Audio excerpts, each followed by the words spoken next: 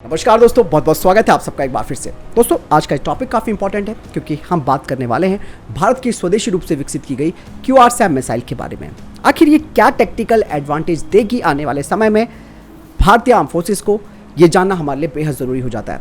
क्योंकि दोस्तों, अक्सर आपने देखा होगा कि किसी भी मॉडर्न वॉरफेयर सिनेरियो में आपके पास एक मजबूत एयर डिफेंस सिस्टम होना ज़रूरी है। और ऐसे में अगर हम एयर डिफेंस सिस्टम की अगर हम बात भी करते हैं तो आप बोलेंगे कि हमारे पास तो S-400 आ गया है, तो अब हमें चिंता करने की कोई बात नहीं है। लेकिन चिंता यहाँ पर किस बात की है वो पहले मैं आपको बता दूँ। S-400 भले ही हमारे पास आ रहे हैं, 3 पहुँच चुके हैं और 2 आने बाकी है। यहाँ पर सबसे बड़ी समस्या ये होती है कि S-400 की जो मिसाइलें हैं वो काफ़ी महंगी होती है और दुश्मन हमेशा ये कोशिश करता है कि अपने कुछ छोटे मोटे इस तरीके की चीज़ें भेजेगा ताकि भारत को मजबूरन होकर अपने S-400 मिसाइल सिस्टम की जो मिसाइलें हैं वो लॉन्च करनी पड़ जाए, जो कि एक बहुत भारी खर्चा करवा सकती हैं। ऐसे में दोस्तों, QRSAM जैसी जो एयर डिफेंस सिस्टम है वो बहुत महत्वपूर्ण हो जाते हैं, जो कि किसी भी तरीके के एरियल थ्रेट्स को आसानी से डिटेक्ट करके उन्हें खत्म कर सकते हैं। पहले हम ये जानते हैं कि QRSAM को आखिर विकसित क्यों किया गया है, यानी कि इसको क्यों डेवलप किया गया है। QRSAM को विकसित करने का मेन कारण ये है कि जो हमारे बख्तरबंद वाहन हैं उसे, यानी कि उन्हें दुश्मन के लड़ाकू विमानों से बचाने के लिए तैयार किया गया है। और इससे एक बड़ा फ़ायदा ये मिलता है कि हमारे जो टैक्टिकल वाहन हैं वो सुरक्षित रहेंगे ताकि वो आगे जाकर दुश्मनों के इलाके में हमला कर सकें। इसीलिए उनको बचाना बेहद ज़रूरी होता है, क्योंकि दुश्मन के फाइटर जेट्स सबसे पहले उन्हें ही टारगेट बनाते हैं। QRSAM यानी कि quick reaction surface to air missile, यानी कि सतह से हवा में मार करने वाली ये एक मिसाइल है जो कि त्वरित प्रक्रिया करती है। QRSAM की विशेषता इस तथ्य के अंदर भी निहित है कि मिसाइल के सभी कंपोनेंट्स, जैसे कि मैंने बताया कि वो भारत में ही बनाए गए हैं।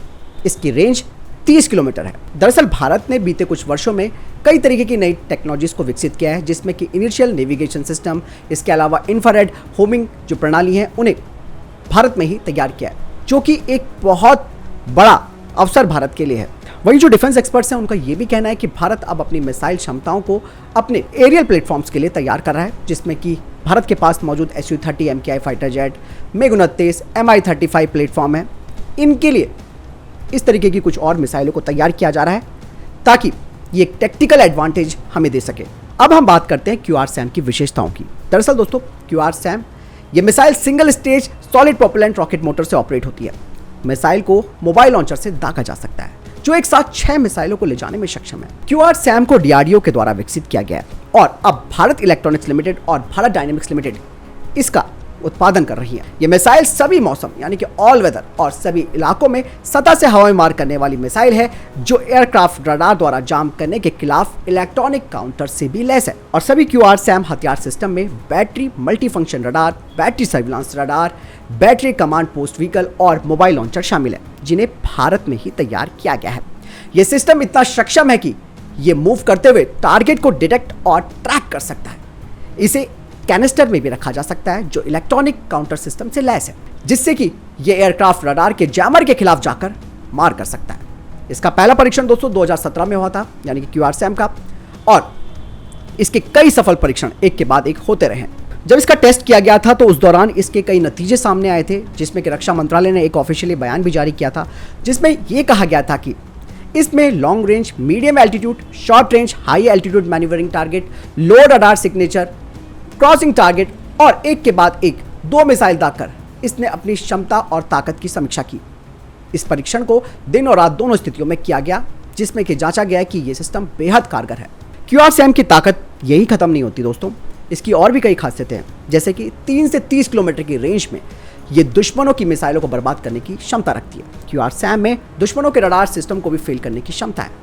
दुश्मन के विमान, हेलीकॉप्टर्स और ड्रोन को भी ये तबाह कर सकती है। और QRSAM में अधिकतर सिस्टम स्वदेशी है। बैलिस्टिक मिसाइलों जैसे हवाई टारगेट को भी बेअसर करने की ये ताकत रखती है। स्वदेशी रेडियो फ्रीक्वेंसी से ये मिसाइल लैस है। QRSAM की अगर स्पीड की बात की जाए तो इसकी स्पीड मैक 4.7 है, यानी कि करीबन 5758 किलोमीटर प्रति घंटा।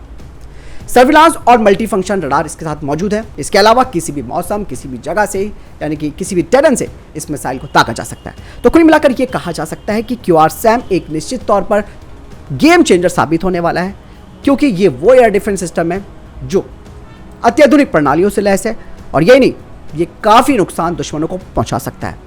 तभी भारत दोस्तों अपनी स्वदेशी प्रणालियों पर फोकस कर रहा है, क्योंकि ज़रूरत अब आ पड़ी है।